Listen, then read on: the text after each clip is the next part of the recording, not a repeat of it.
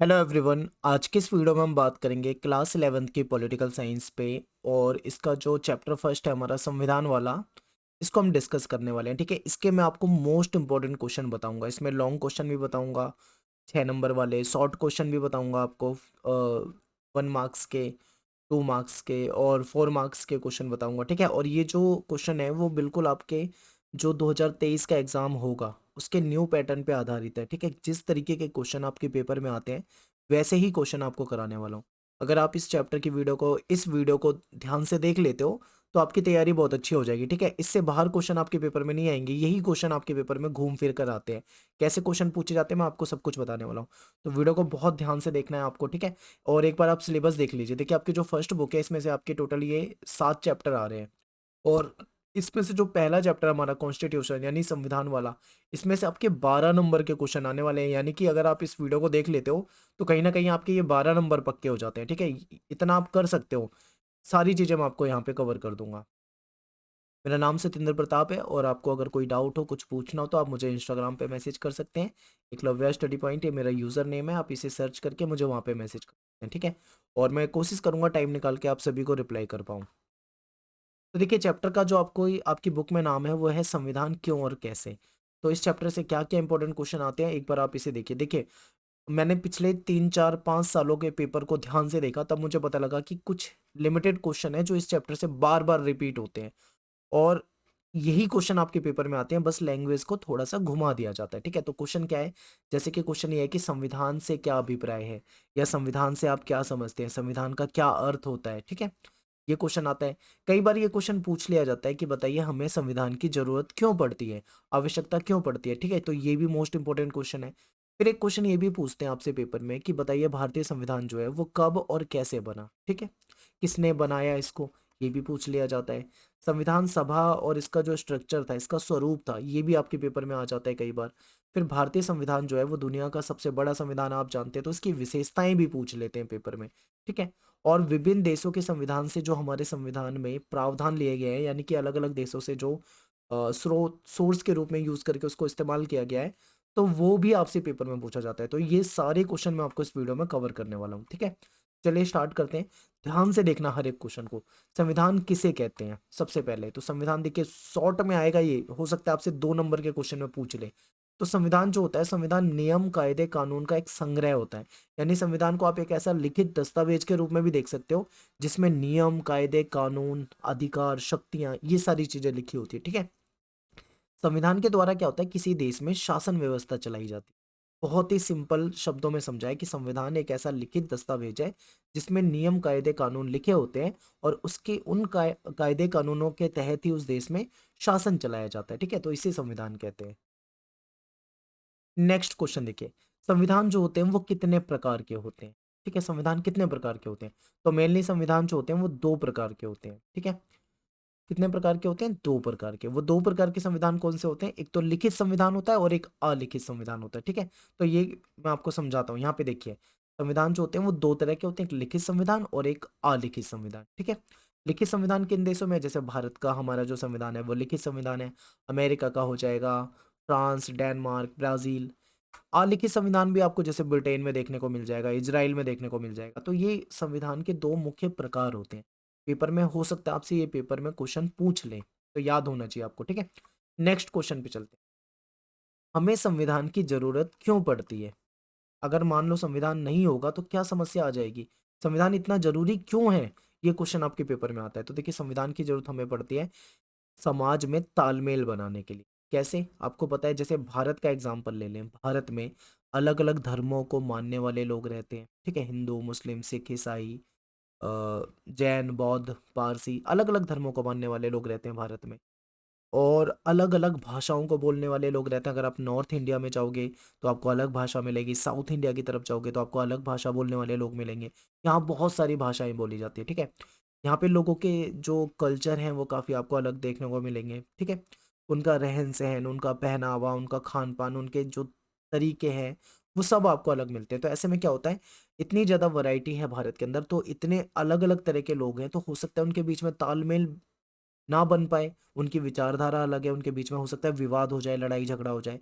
तो ऐसे में उस समाज में सभी के बीच में तालमेल बनाने के लिए संविधान की जरूरत पड़ती है। तो संविधान में कुछ ऐसे नियम होते हैं, उन नियमों के द्वारा समाज में तालमेल बनाया जाता है। ठीक है, आगे देखिए, कानून व्यवस्था बनाए रखने के लिए संविधान के तहत कानून का निर्माण होता है, और उन कानून व्यवस्था को बनाए रखना भी संविधान का काम होता है। अगर संविधान ही नहीं होगा तो कानून निर्माण भी नहीं हो पाएगा सही से, और ना ही कानून सही तरीके से लागू हो सकेंगे। ठीक है, अगला है न्यायपूर्ण समाज की स्थापना के लिए। समाज में न्याय सबसे महत्वपूर्ण होता है। तो अगर हम चाहें कि एक न्यायपूर्ण समाज की स्थापना हो तो उसके लिए संविधान बहुत जरूरी है। तो ये पॉइंट इंपॉर्टेंट है, याद रखना है। नेक्स्ट है शासन व्यवस्था चलाने के लिए।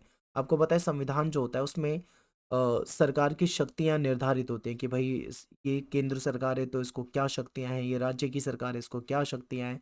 ठीक है, सब कुछ पहले से निर्धारित होता है। तो कहीं ना कहीं हम ये कह सकते हैं कि शासन व्यवस्था को सही तरीके से चलाने के लिए हमें संविधान की जरूरत पड़ती है। ठीक है, आगे देखिए, सरकार की शक्तियों का दुरुपयोग करने के लिए। देखिए ये बहुत महत्वपूर्ण पॉइंट है कि देखिए क्या होता है, सरकार जो होती है वो बहुत शक्तिशाली होती है, सरकार के पास ताकत होती है।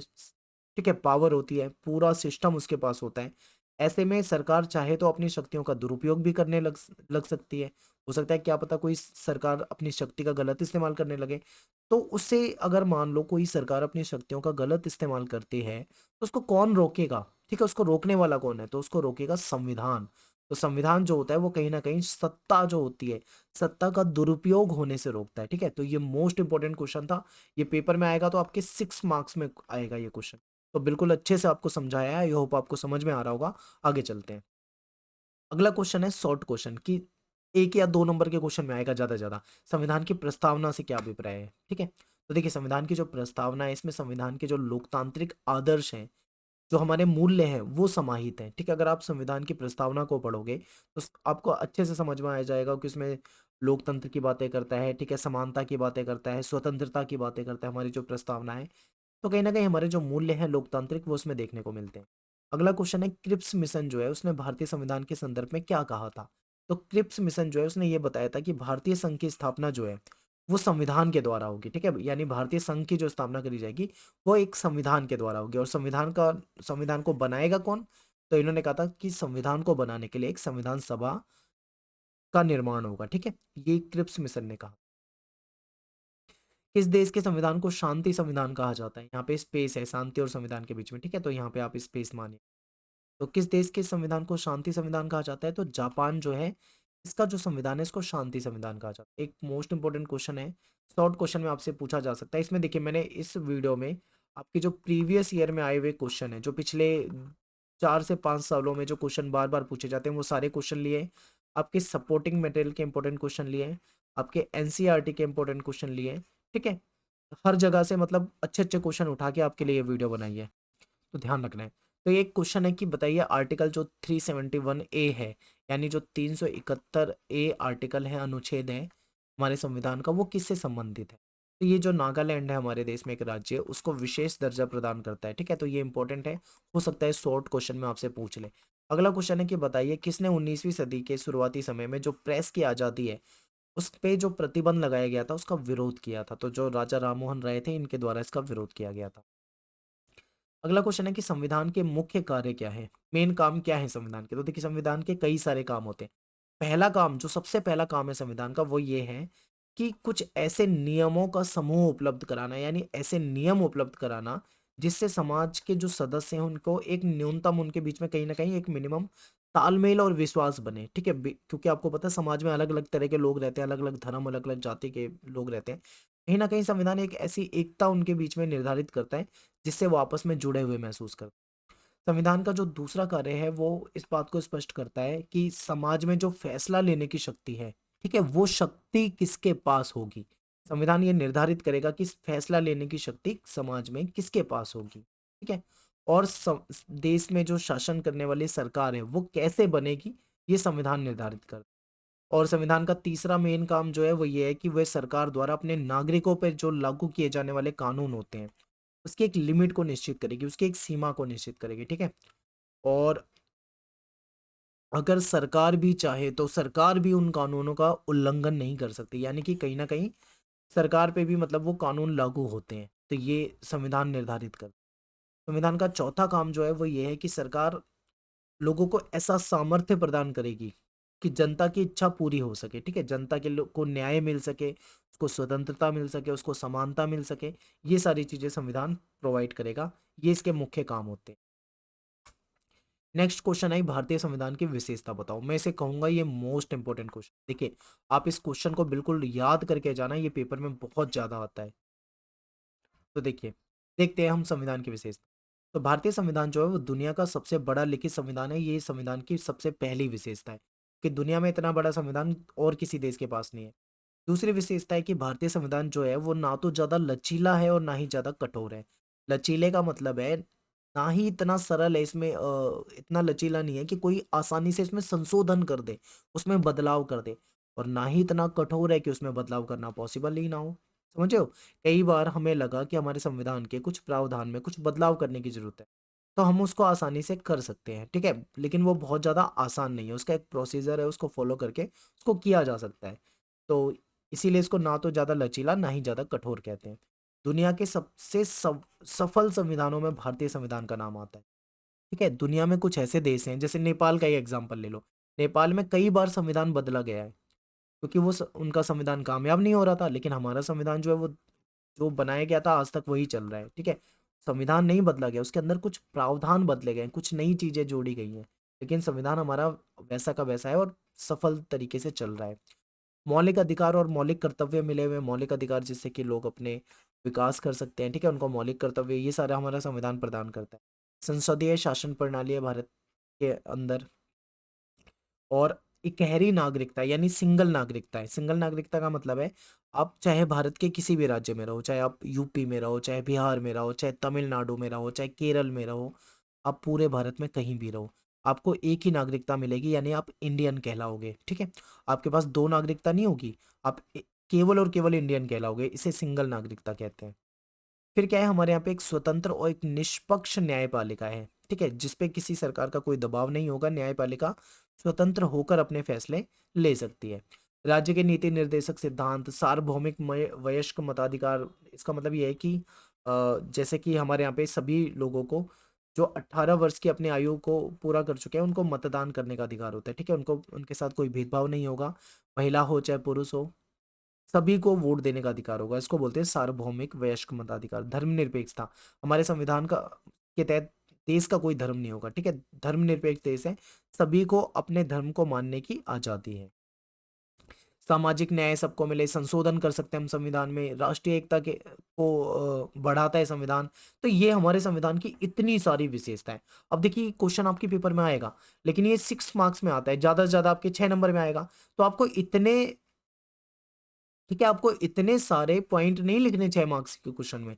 केवल 6 पॉइंट, कोई भी 6 पॉइंट उठाओ और उसको दो दो तीन तीन लाइन में एक्सप्लेन कर दो बस।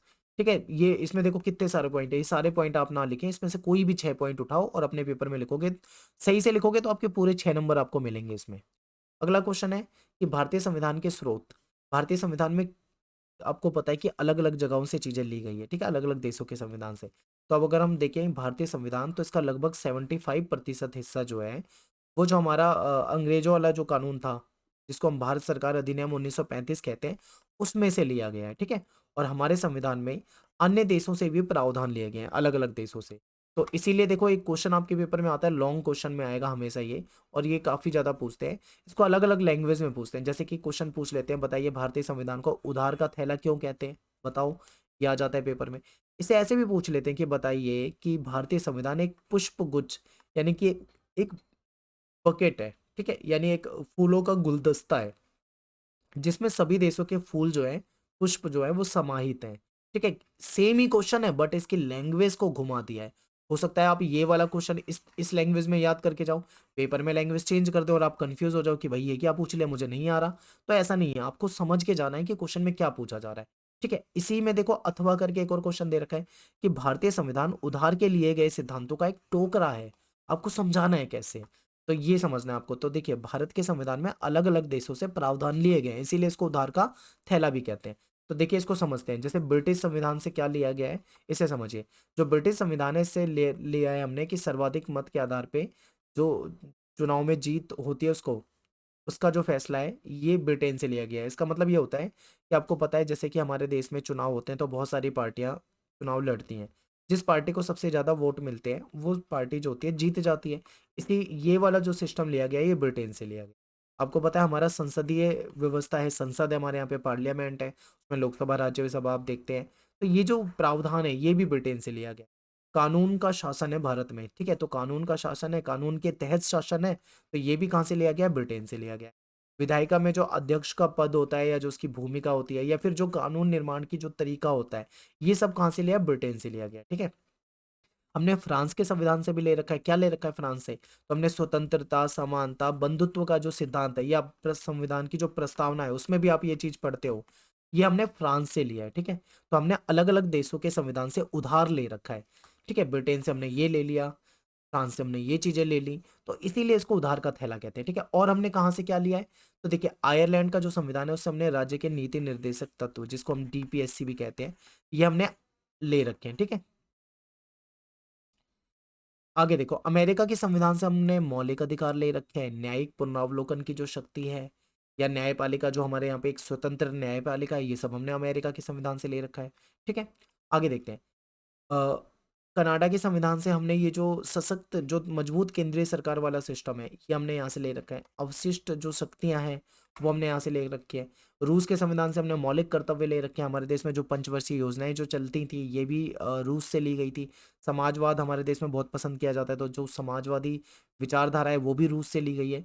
तो आप देखोगे कि अलग अलग जगह से ले रखा है, ठीक है। हमारे संविधान में संशोधन किया जा सकता है, यानी कि जरूरत पड़ने पे बदलाव किया जा सकता है, उसको अमेंडमेंट हो सकता है। तो ये जो अमेंडमेंट, जो संशोधन होता है, इसकी जो प्रोसेस है, ये दक्षिण अफ्रीका, जो साउथ अफ्रीका का संविधान है, वहां से लिया गया है, ठीक है। तो उम्मीद करता हूँ आपको समझ में आया होगा कि भारतीय संविधान को उधार का थैला क्यों कहते हैं। तो आप ये प्रावधान लिख सकते हैं। एक क्वेश्चन आपके पेपर में आता है संविधान सभा के ऊपर, ठीक है, इसकी बैठक के ऊपर, इसके स्ट्रक्चर के ऊपर, तो आपको ये पता होना चाहिए। अब देखिए यहाँ पे आपके एमसीक्यू क्वेश्चन बनाए जा सकते हैं। मैं आपको अलग से वीडियो भी बनाऊंगा एमसीक्यू पे, आप मुझे कमेंट कर दीजिए, मैं आपके लिए इसी चैप्टर के सारे इंपॉर्टेंट एमसीक्यू भी करा दूंगा, ठीक है।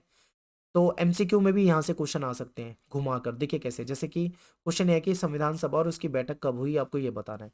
तो जो हमारी संविधान, भारत का जो संविधान है उसका निर्माण कौन करता है, किसने किया था? संविधान सभा ने करा था। तो संविधान सभा की जो पहली बैठक थी, फर्स्ट बैठक जो थी, वो थी 9 दिसंबर 1946 को हुई थी। सेकंड बैठक जो हुई थी वो 11 दिसंबर 1946 को हुई थी, और जो हमारी थर्ड बैठक हुई थी, थर्ड मीटिंग हुई थी, वो 13 दिसंबर 1946 को हुई थी। तो ये तीनों डेट आपको याद रखना है। और जो तीसरी डेट है 13 दिसंबर 1946, इसमें क्या होता है? उद्देश्य प्रस्ताव पारित किया गया था। उद्देश्य प्रस्ताव जो है वो नेहरू जी के द्वारा पारित किया गया था, ठीक है। आगे मैं आपको बताऊंगा कि उद्देश्य प्रस्ताव क्या है, आगे इस पे भी एक क्वेश्चन रखा हुआ है हमने, ठीक है।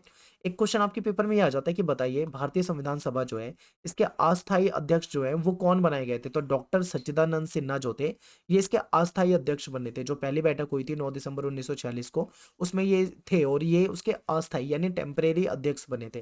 लेकिन बाद में इनको हटा के, इनको रिप्लेस करके परमानेंट जो स्थायी सदस्य हैं वो बना दिया गया था डॉक्टर राजेंद्र प्रसाद को, ठीक है। डॉक्टर राजेंद्र प्रसाद, तो ये आपको याद रखना है। यहाँ से आपके बहुत सारे शॉर्ट क्वेश्चन बन जाते हैं जो आपको याद होने चाहिए। अगला क्वेश्चन है हमारी संविधान सभा के स्ट्रक्चर पे पूछ लेते हैं। तो संविधान सभा में कितने सदस्य थे, ये पूछ लिया जाता है। तो देखिए हमारे संविधान जो बनाया हमारी संविधान सभा ने बनाया, और संविधान सभा में कोई एक या दो मेंबर नहीं थे, बहुत सारे मेंबर थे, यानी टोटल 389 389 सदस्य थे हमारी संविधान सभा में, ठीक है। लेकिन क्या होता है, मुस्लिम लीग भी शामिल थी। मुस्लिम लीग ने बोल दिया कि हम संविधान सभा का बहिष्कार करते हैं, यानी हम संविधान सभा में शामिल नहीं होंगे। इन्होंने बोला कि इनको एक अलग देश चाहिए, पाकिस्तान बनाने के लिए इन्होंने मांग करी, और कहते हैं हम पाकिस्तान का संविधान जो है वो अलग बनाएंगे। यानी भारत की संविधान सभा से बाहर हो गए मुस्लिम लीग, ठीक है, इन्होंने छोड़ दिया उसे। तो जब ये चले गए छोड़कर, तो हमारी सदस्य की संख्या जो थी वो घट गई थी, 299 रह गई थी, ठीक है। तो 299 सदस्य रह गए थे संविधान सभा में। और जिस दिन संविधान कंप्लीट हो गया था, यानी 26 नवंबर 1949 को जब बन के तैयार हो गया था, तब उस समय में 284 मौजूद थे, यानी बाकी अब्सेंट थे, बाकी जो सदस्य थे वो अब्सेंट थे, उस दिन आए नहीं थे, ठीक है। तो उस दिन 284 थे। तो पेपर में आपसे ये भी क्वेश्चन पूछ सकते हैं कि बताइए कि 26 नवंबर 1949 को, जिस दिन भारतीय संविधान कंप्लीट हो गया था, उस दिन कितने सदस्य मौजूद थे? तब आपका आंसर क्या होगा? 284। टोटल कितने सदस्य थे? तो आप बताओगे 389। और जब मुस्लिम लीग ने छोड़ दिया था तो कितने बचे थे, तो आप बताओगे 299। तो ये आपको पता होने चाहिए, ठीक है। तो ये सारी चीजें आपको बताइए अच्छे से। फिर भारतीय संविधान जो है उसका निर्माण में कितना समय लगा, ये भी एक पेपर में आया हुआ है। तो 2 साल 11 महीने 18 दिन, लगभग लगभग आप मान सकते हो 3 साल के करीब। ठीक है, 2 साल 11 महीने 18 दिन, लगभग लगभग 3 साल के आसपास हो जाता है। तो ये आपको याद होना चाहिए। फिर एक क्वेश्चन आपके पेपर में ये भी पूछा जा सकता है कि बताइए एक सभ्य समाज के निर्माण में संविधान की भूमिका बताइए। देखिए, सभ्य एक बढ़िया एक सभ्य समाज अगर हम बनाते हैं तो स्वतंत्रता, समानता, न्याय जैसे जो मूल्य हैं वो होने जरूरी है। और ये मूल्य हमें कहाँ से मिलते हैं, संविधान से मिलते हैं। ठीक है, तो संविधान के सदस्य जो हैं इनके बीच में सहयोग और तालमेल स्थापित करता है ये। अगला क्वेश्चन है कि हमारी जो संविधान सभा की जो रचना है, स्ट्रक्चर है, इसमें आपको बताना है। ठीक है, अभी आपने संविधान सभा के जो सदस्य हैं 389, 299, 284 कैसे हुए ये समझ लिया।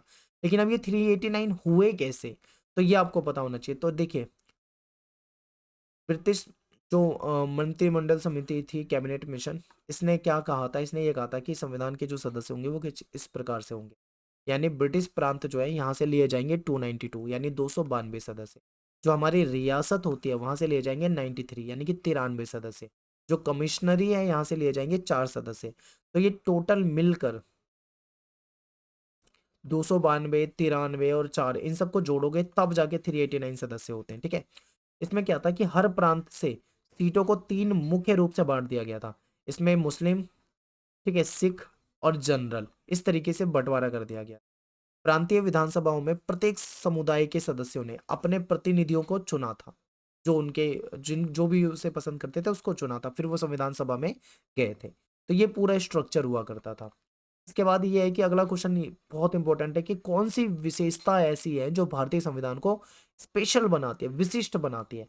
तो देखिए, भारतीय संविधान की सबसे बड़ी विशेषता ये है कि हमारा जो संविधान है वो एक बहुत बड़ा संविधान है और लिखित संविधान है। ठीक है, लिखित संविधान है।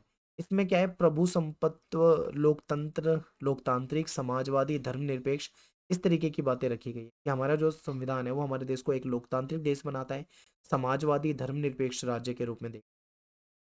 यहाँ पे लोगों को मूल अधिकार दिए गए हैं। ठीक है, मौलिक अधिकार मिले हुए हैं और मौलिक कर्तव्य भी है हमारे। हमें एक स्वतंत्र न्यायपालिका वाला सिस्टम मिला हुआ है कि हमारी जो न्यायपालिका होगी वो निष्पक्ष होगी और स्वतंत्र होगी। संसदीय शासन व्यवस्था होगी और राज्य के जो नीति निर्देशक तत्व होंगे ये भी इसमें बताए गए हैं। ठीक है, तो ये कुछ ऐसे प्रावधान है हमारे संविधान में जो हमारे संविधान को स्पेशल बना देते हैं। ठीक है, इसके बाद उद्देश्य प्रस्ताव भी हो सकता है, आपके पेपर में पूछ लें। तो उद्देश्य प्रस्ताव जो है ये किसके द्वारा लाया गया था, नेहरू जी के द्वारा लाया गया। ये आप एक तरह से इसको एक ब्लूप्रिंट मान सकते हो। ठीक है, ब्लूप्रिंट मान सकते हो कि हमारा संविधान कैसा होगा। ये उद्देश्य प्रस्ताव के अकॉर्डिंग रखा गया था, यानी हम इसके अकॉर्डिंग हमारा जो देश होगा वो स्वतंत्र होगा, संप्रभु गणराज्य होगा। और ब्रिटेन के अधिकार में आने वाले जो भारतीय क्षेत्र थे या जो रियासत थी, जो भी भारत में शामिल होना चाहता है, ठीक है, सभी भारतीय संघ का हिस्सा माने जाएंगे। सभी स्वतंत्र होंगे। सभी राज्यों को अपनी शक्तियां दी गई थी। ठीक है, केंद्र की सरकार होगी, राज्य की सरकार होगी, सभी की अपनी शक्तियां डिसाइड होंगी। ये सब कुछ उद्देश्य प्रस्ताव में अच्छे से बताया हुआ था। ठीक है, तो ये एक ब्लूप्रिंट के रूप में हम इसको देख सकते हैं। नेक्स्ट क्वेश्चन है कि भारतीय लोगों के मौलिक कर्तव्य बताइए। अब देखिए, मैं आपको एक क्वेश्चन, एक इंपॉर्टेंट बात बता दूं कि आपकी बुक में जो चैप्टर 1 है संविधान वाला और चैप्टर 2 जो था मौलिक अधिकार मौलिक कर्तव्य वाला, इन दोनों चैप्टर को मर्ज कर दिया, आपस में जोड़ के ये चैप्टर बनाए। ठीक है, इसलिए इसमें सेकंड चैप्टर के भी कुछ क्वेश्चन है जो आपको मिलेंगे। तो उसी में से एक क्वेश्चन है कि बताइए मौलिक कर्तव्य भारत के। तो भारत में मौलिक कर्तव्य का प्रावधान है, यानी मौलिक कर्तव्य होते हैं कि एक व्यक्ति जो भारत का नागरिक है वो क्या, उसको क्या करना चाहिए, तो सभी को संविधान का पालन करना चाहिए। हमारा जो राष्ट्र का जो ध्वज है, जो हमारा राष्ट्रगान है, हम सभी को उसका सम्मान करना चाहिए। देश की एकता और अखंडता की हमको रक्षा करनी चाहिए। अपने देश की रक्षा करनी चाहिए, देश के लिए हमें जान तक दे देनी चाहिए। ठीक है, पर्यावरण को हमें स्वच्छ बनाना चाहिए, सार्वजनिक संपत्ति की हमको रक्षा करनी चाहिए। ये हमारे मौलिक कर्तव्य हैं। अगर सभी व्यक्ति इन चीजों का पालन करेंगे तो देश अपने आप में एक बेहतर, एक सुंदर राष्ट्र बन जाएगा। एक अगला क्वेश्चन है, बहुत इंपॉर्टेंट है, ये पेपर में काफी आता है कि बताइए सार्वभौम वयस्क मत जो अधिकार है, मताधिकार भी इसको कहते हैं और अधिकार भी कहते हैं। ठीक है, इसका मतलब क्या है, तो देखिए भारत में सभी लोगों को वोट देने का अधिकार है। जो 18 वर्ष की उम्र पूरी कर चुके हैं वो वोटर्स बन सकते हैं, मतदाता बन सकते हैं। ठीक है, इसमें किसी तरह का भेदभाव नहीं होगा, चाहे कोई किसी भी धर्म का हो, किसी भी जाति का हो, किसी भी लिंग, यानी पुरुष भी हो सकता है, महिला भी हो सकती है, ठीक है? उसका कुछ भी धर्म हो सकता है, कुछ भी रंग रूप हो सकता है, कहीं का भी वो रहने वाला हो सकता है, उसको भेदभाव नहीं किया जाएगा। उन सभी को वोट देने का अधिकार दिया जाएगा। इसीलिए इसको सार्वभौम वयस्क मताधिकार कहा जाता है।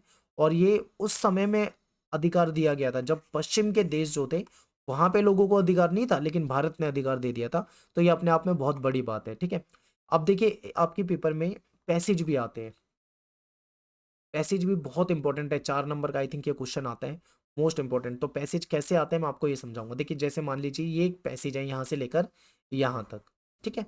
अब आपको ये पूरा पढ़ना होता है, इससे संबंधित आपसे क्वेश्चन पूछे होते हैं, उनका आंसर देना होता है। तो देखिए ज्यादातर बच्चे क्या करते हैं, सीधा पैसेज को पढ़ना शुरू कर देते हैं। नहीं, कभी भी आप ऐसे मत करो।